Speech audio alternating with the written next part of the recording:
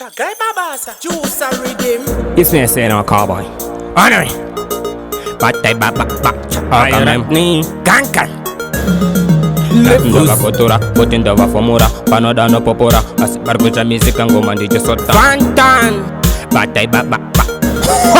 Tsvagai Mabasa. Ona wako sasa chikoro takapasa sakuna mabasa kutamba makasa kandiko kubasa kuyimba pasapasa mangoma takapasa katina watodisa.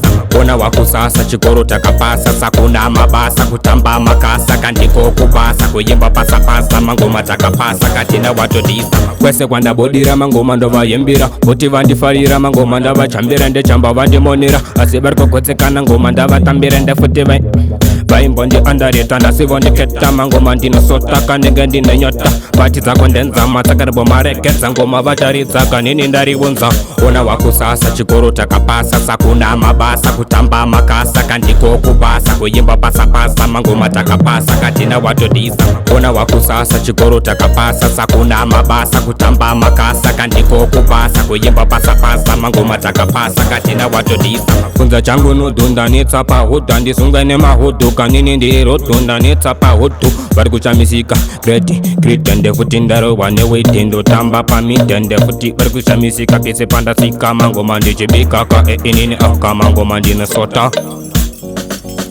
Ona wako sasa chikoro takapasa sakuna mabasa kutamba makasa kandiko kubasa kuyimba pasapasa mangoma takapasa katina watodisa.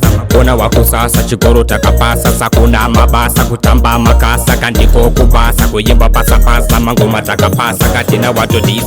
Kwese kwanda bodira mangoma ndova yembira boti vandifarira mangoma ndava chambira ndechamba vandimonira asibariko kotsekana ngoma ndava tambira ndefuti vaimbo ndi andareta ndasivo ndiketa mangoma ndinosota kanenge ndine nyota pati dzako ndenzama tsakaribo marekedza ngoma vataridza kanini ndariunza.